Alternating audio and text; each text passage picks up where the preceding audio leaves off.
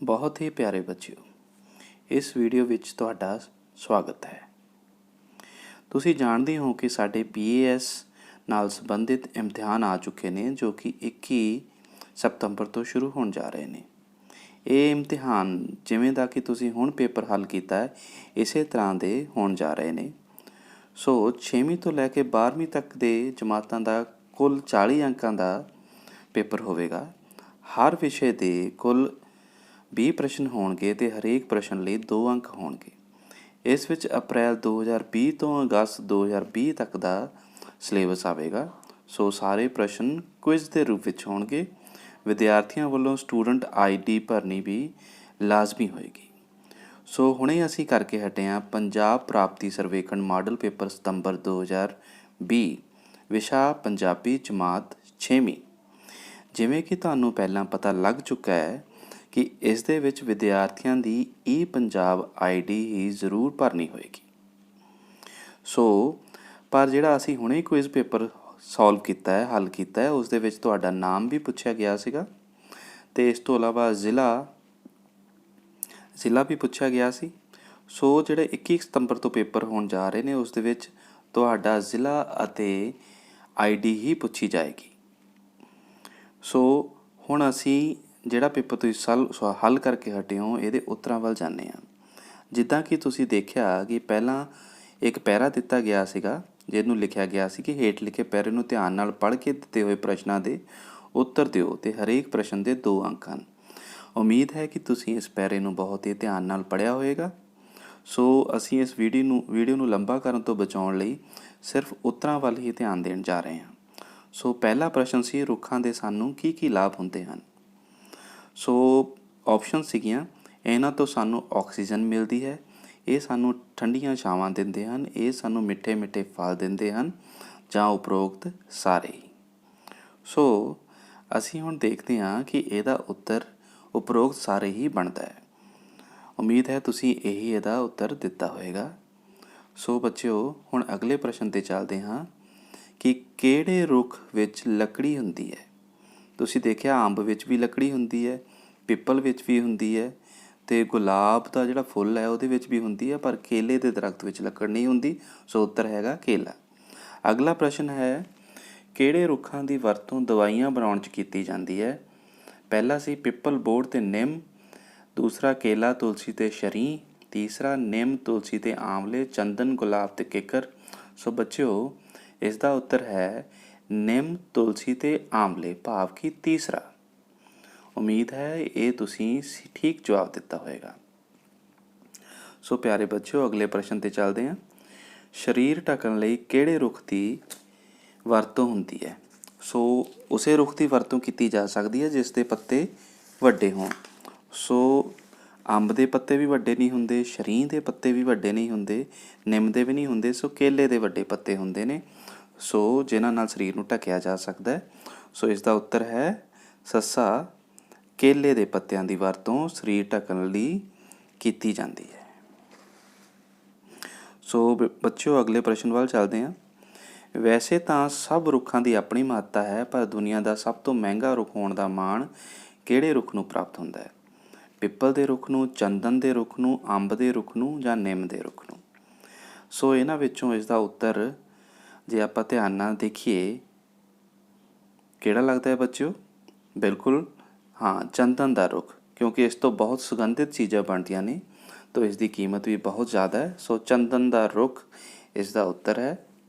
ਉਮੀਦ ਹੈ ਇਹ ਵੀ ਤੁਹਾਡਾ ਉੱਤਰ ਠੀਕ ਹੋਏਗਾ। ਸੋ ਹੁਣ ਇਹ ਪ੍ਰਸ਼ਨ 5 ਪ੍ਰਸ਼ਨ ਪੂਰੇ ਹੋ ਚੁੱਕੇ ਨੇ ਅਤੇ ਉਹ ਅਗਲੇ ਪੈਰੇ 'ਤੇ ਚੱਲਦੇ ਹਾਂ। ਅਗਲੇ ਪੈਰੇ ਵਿੱਚੋਂ ਵੀ 5 ਪ੍ਰਸ਼ਨ ਪੁੱਛੇ ਜਾਣਗੇ 2-2 ਅੰਕਾਂ ਦੇ। ਸੋ ਉਮੀਦ ਹੈ ਤੁਸੀਂ ਇਹ ਪੈਰੇ ਨੂੰ 1, 2, 3 ਜਿੰਨੀ ਵਾਰ ਵੀ ਚੰਗੀ ਤਰ੍ਹਾਂ ਸਮਝ ਨਾ ਆਵੇ ਜ਼ਰੂਰ ਪੜ੍ਹੋਗੇ ਅਤੇ ਤੁਸੀਂ ਪੜ੍ਹਿਆ ਵੀ ਹੋਏਗਾ। ਸੋ ਇਸ ਪੈਰੇ ਨੂੰ ਪੇਪਰ ਵਿੱਚ ਵੀ ਤੁਸੀਂ ਜ਼ਰੂਰ ਪੜ੍ਹਨਾ ਅਤੇ 2-3 ਵਾਰ ਪੜ੍ਹ ਕੇ ਫਿਰ ਵਿਚਾਰ ਕੇ ਉੱਤਰ ਦੇਣੇ ਨੇ, ਯਾਦ ਕੀਤੇ ਉੱਤਰ ਨਹੀਂ ਨੇ। ਸੋ 6ਵਾਂ ਪ੍ਰਸ਼ਨ ਹੈ ਕਿਤਾਬਾਂ ਪੜ੍ਹਨ ਨਾਲ ਕੀ ਕੁਝ ਪ੍ਰਾਪਤ ਹੁੰਦਾ ਹੈ। ਜਾਣਕਾਰੀ ਵਿੱਚ ਵਾਧਾ ਹੁੰਦਾ ਹੈ, ਮਨ ਪ੍ਰਸੰਨ ਹੁੰਦਾ ਹੈ, ਗੱਲਬਾਤ ਦਾ ਸਲੀਕਾ ਆਉਂਦਾ ਹੈ ਜਾਂ ਉਪਰੋਕਤ ਸਾਰੇ ਹੀ ਠੀਕ ਹਨ। ਸੋ ਬੱਚਿਓ ਧਿਆਨ ਨਾਲ ਦੇਖੀਏ ਤਾਂ ਸਾਨੂੰ ਸਮਝ ਆਏਗਾ ਕਿ ਉਪਰੋਕਤ ਸਾਰੇ ਹੀ ਠੀਕ ਹਨ। ਅਗਲਾ ਪ੍ਰਸ਼ਨ ਹੈਗਾ ਵਿਦਵਾਨਾਂ ਨੇ ਕਿਸ ਨੂੰ ਗਿਆਨ ਦਾ ਸਭ ਤੋਂ ਵੱਡਾ ਸੋਮਾ ਦੱਸਿਆ ਹੈ। ਟੈਲੀਵਿਜ਼ਨ ਨੂੰ, ਅਖਬਾਰਾਂ ਨੂੰ, ਰਿਸਾਲਿਆਂ ਨੂੰ ਜਾਂ ਕਿਤਾਬਾਂ ਨੂੰ? ਸੋ ਉੱਤਰ ਹੈ ਕਿਤਾਬਾਂ ਨੂੰ। ਅਗਲਾ ਪ੍ਰਸ਼ਨ ਹੈ, ਵਿਹਲੇ ਸਮੇਂ ਵਿੱਚ ਕੀ ਕਰਨਾ ਚਾਹੀਦਾ ਹੈ?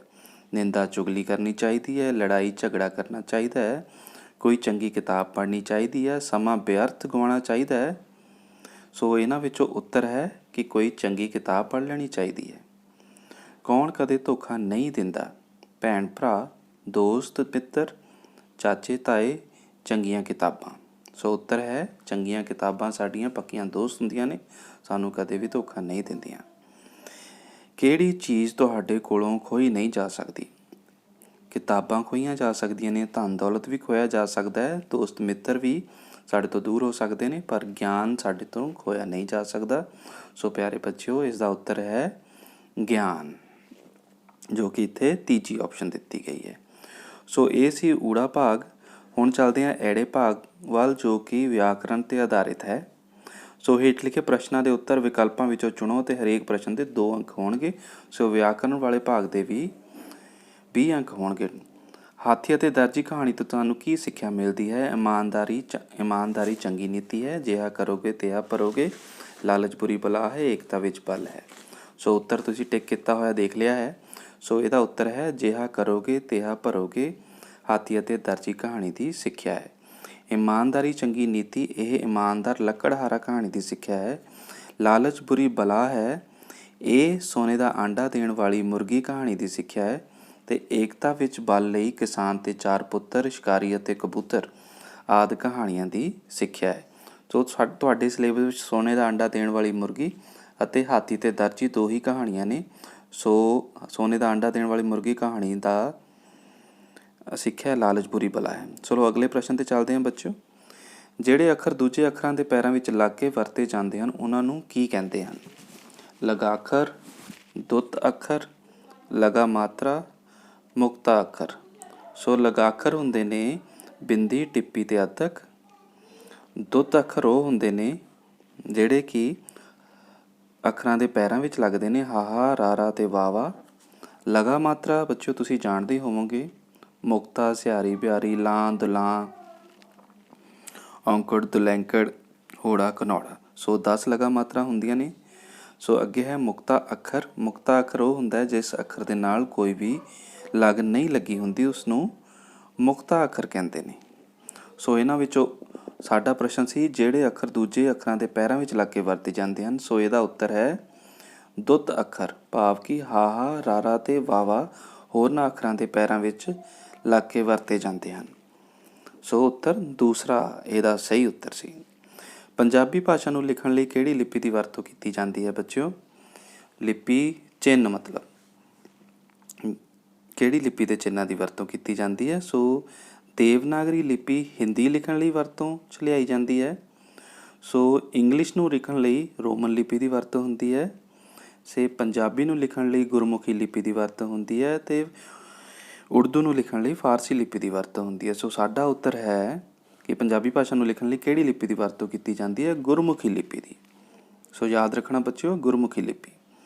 ਜਿਨ੍ਹਾਂ ਅੱਖਰਾਂ ਨੂੰ ਬੋਲਣ ਸਮੇਂ ਆਵਾਜ਼ ਨੱਕ ਵਿੱਚੋਂ ਆਵੇ, ਉਹਨਾਂ ਨੂੰ ਕੀ ਕਹਿੰਦੇ ਹਨ? ਸੋ ਨੱਕ ਵਿੱਚੋਂ ਆਵਾਜ਼ ਆਵੇ, ਉਹਨਾਂ ਨੂੰ ਕਿਹੜੇ ਅੱਖਰ ਕਹਿੰਦੇ ਨੇ? ਮੁਕਤਾ ਅੱਖਰ ਤਾਂ ਉਹ ਹੁੰਦੇ ਨੇ ਜਿਨ੍ਹਾਂ ਨਾਲ ਕੋਈ ਲਗ ਮਾਤਰਾ ਦਾ ਇਸਤੇਮਾਲ ਨਹੀਂ ਹੁੰਦਾ।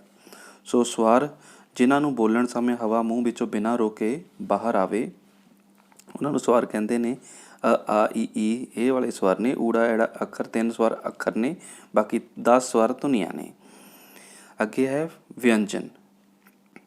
ਵਿਅੰਜਨ ਜਿਨ੍ਹਾਂ ਨੂੰ ਬੋਲਣ ਸਮੇਂ ਹਵਾ ਮੂੰਹ ਵਿੱਚ ਕੁਝ ਟਾਈਮ ਲਈ ਰੁਕ ਜਾਂਦੀ ਹੈ ਅਤੇ ਇੱਕਦਮ ਬਾਹਰ ਆਉਂਦੀ ਹੈ ਅਤੇ ਉਚਾਰਨ ਅੰਗ ਕਿਤੇ ਨਾ ਕਿਤੇ ਸਪਰਸ਼ ਕਰਦੇ ਨੇ, ਉਸ ਧੁਨੀ ਨੂੰ ਵਿਅੰਜਨ ਧੁਨੀਆਂ ਕਹਿੰਦੇ ਨੇ। ਵਿਅੰਜਨ ਧੁਨੀਆਂ ਪੰਜਾਬੀ ਭਾਸ਼ਾ ਵਿੱਚ 38 ਨੇ। ਸੋ ਅੱਗੇ ਹੈ ਅਨੁਨਾਸਕੀ ਅੱਖਰ ਜਿਨ੍ਹਾਂ ਨੂੰ ਬੋਲਣ ਸਮੇਂ ਆਵਾਜ਼ ਨੱਕ ਰਾਹੀਂ ਆਉਂਦੀ ਹੈ। ਸੋ ਜਿੱਦਾਂ ਅਣ, ਨ, ਮ।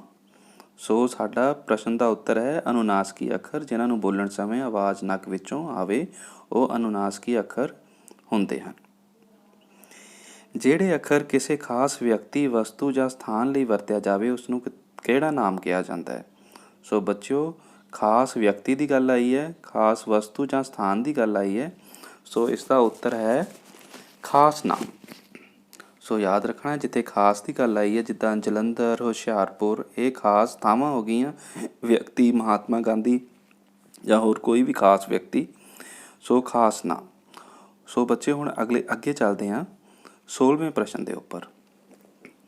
ਲੱਡੂ, ਜਲੇਬੀਆਂ ਦੇ ਬਰਫੀ ਮੈਨੂੰ ਸਭ ਮਿਠਾਈਆਂ ਪਸੰਦ ਹਨ। ਇਸ ਵਾਕ ਵਿੱਚ ਕਿਹੜੇ ਦੋ ਢੁਕਵੇਂ ਵਿਸਰਾਮ ਚਿੰਨ੍ਹ ਲੱਗਦੇ ਹਨ?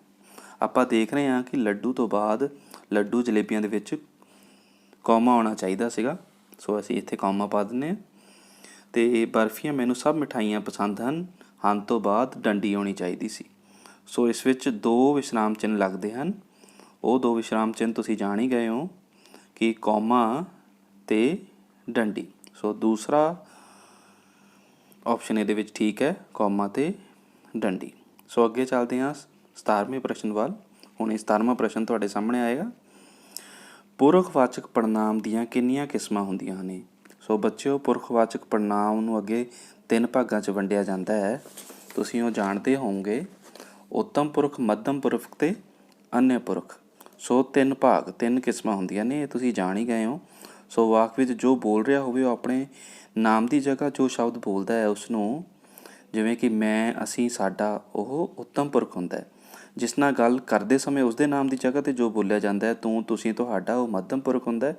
ਅਨਯ ਅਸੀਂ ਜਿਸ ਬਾਰੇ ਗੱਲ ਕਰਦੇ ਹਾਂ, ਜਿੱਦਾਂ ਉਹ, ਉਹਨਾਂ, ਇਹ ਅਨਯ ਪੁਰਖ ਹੈ। ਸੋ ਅੱਗੇ ਚੱਲਦੇ ਹਾਂ ਅਗਲੇ ਪ੍ਰਸ਼ਨ 'ਤੇ। ਉੱਤੇ ਦਾ ਵਿਰੋਧੀ ਸ਼ਬਦ ਕੀ ਹੋਵੇਗਾ? ਸੋ ਬੱਚਿਓ, ਉੱਤੇ ਦਾ ਵਿਰੋਧੀ ਸ਼ਬਦ ਤੁਹਾਨੂੰ ਪਤਾ ਹੀ ਹੈ, ਤੁਸੀਂ ਜਾਣਦੇ ਹੋਵੋਗੇ, ਇਹਦਾ ਉੱਤੇ ਦਾ ਵਿਰੋਧੀ ਸ਼ਬਦ ਥੱਲੇ। ਅਗਲਾ ਪ੍ਰਸ਼ਨ ਹੈ, ਬਹੁਤੇ ਸ਼ਬਦਾਂ ਦੀ ਥਾਂ ਇੱਕ ਸ਼ਬਦ। ਉਹ ਧਰਤੀ ਜਿਸ ਵਿੱਚ ਕੋਈ ਫਸਲ ਨਾ ਉਗਾਈ ਜਾ ਸਕੇ। ਮਾਰੂਥਲ ਦਾ ਮਤਲਬ ਹੈ ਜਿੱਥੇ ਰੇਤਾ ਹੀ ਰੇਤਾ ਹੋਵੇ। ਸੋ ਇਸ ਦਾ ਉੱਤਰ ਮਾਰੂਥਲ ਨਹੀਂ ਹੋ ਸਕਦਾ, ਕਿਉਂਕਿ ਰੇਤਾ ਦੀ ਗੱਲ ਨਹੀਂ ਹੋ ਰਹੀ। ਬੰਜਰ, ਜਿੱਥੇ ਕੁਛ ਉਪਜਾਊ, ਜਿੱਥੇ ਕੁਝ ਬੀਜਿਆ ਨਾ ਜਾ ਸਕੇ। ਨਾ ਉਪਜਾਊ, ਇਹ 2 ਸ਼ਬਦ ਨੇ, ਇਸ ਕਰਕੇ ਇਹ ਵੀ ਉੱਤਰ ਨਹੀਂ ਹੋ ਸਕਦਾ। ਪਥਰੀਲੀ ਭੂਮੀ ਦਾ ਮਤਲਬ ਹੈ ਜਿੱਥੇ ਪੱਥਰ ਹੀ ਪੱਥਰ ਹੋਣ। ਸੋ ਸਾਡਾ ਉੱਤਰ ਹੈ ਉਹ ਧਰਤੀ ਜਿਸ ਵਿੱਚ ਕੋਈ ਫਸਲ ਨਾ ਉਗਾਈ ਜਾ ਸਕਦੀ ਹੋਵੇ। ਸੋ ਉੱਤਰ ਹੈ ਬੱਚਿਓ ਬੰਜਰ। ਸੋ ਬੰਜਰ ਇਸ ਦਾ ਉੱਤਰ ਹੈ। ਅਗਲਾ ਪ੍ਰਸ਼ਨ ਹੈ, ਇੱਕ ਅੱਖ ਨਾਲ ਵੇਖਣਾ। ਇਸ ਮੁਹਾਵਰੇ ਦਾ ਸਹੀ ਅਰਥ ਲਿਖੇ ਵਿਕਲਪਾਂ ਵਿੱਚੋਂ ਚੁਣੋ। ਸੋ ਆਪਾਂ ਇਸ ਦੇ ਸ਼ਾਬਦਿਕ ਅਰਥ ਨਹੀਂ ਲੈਣੇ ਨੇ, ਭਾਵ ਕਿ ਜੋ ਸਾਨੂੰ ਸੁਣਨ 'ਤੇ ਲੱਗ ਰਹੇ ਨੇ ਉਹ ਅਰਥ ਨਹੀਂ ਨੇ, ਇਹਦੇ ਦੂਸਰੇ ਅਰਥ ਹੁੰਦੇ ਨੇ। ਇੱਕ ਅੱਖ ਉੱਤੇ ਸੱਟ ਲੱਗਣਾ, ਸਭ ਨੂੰ ਬਰਾਬਰ ਸਮਝਣਾ, ਕਾਣਾ ਹੋਣਾ, ਇੱਕ ਅੱਖ ਦਾ ਆਪਰੇਸ਼ਨ ਹੋਣਾ। ਸੋ ਇਹਨਾਂ ਵਿੱਚੋਂ ਬੱਚਿਓ ਸਹੀ ਉੱਤਰ ਹੈ ਇੱਕ ਅੱਖ ਨਾਲ ਵੇਖਣਾ ਦਾ ਸਭ ਨੂੰ ਬਰਾਬਰ ਸਮਝਣਾ। ਸੋ ਜੋ ਕਿ ਦੂਸਰੀ ਆਪਸ਼ਨ ਬਣਦਾ ਹੈ।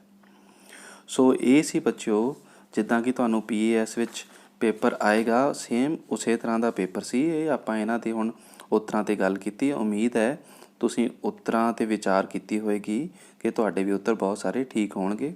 ਸੋ ਆਉਣ ਵਾਲੇ ਪੇਪਰ ਲਈ ਖੂਬ ਤਿਆਰੀ ਕਰੋ। ਇਸੇ ਤਰ੍ਹਾਂ ਦਾ ਪੇਪਰ ਆਏਗਾ। ਚੀਜ਼ਾਂ ਨੂੰ ਸਮਝਣ ਵੱਲ ਧਿਆਨ ਦੇਣਾ ਹੈ, ਰੱਟਾ ਨਹੀਂ ਲਗਾਉਣਾ। ਸੋ ਪੇਪਰਾਂ ਲਈ ਸ਼ੁਭ ਇੱਛਾਵਾਂ। ਧੰਨਵਾਦ ਜੀ।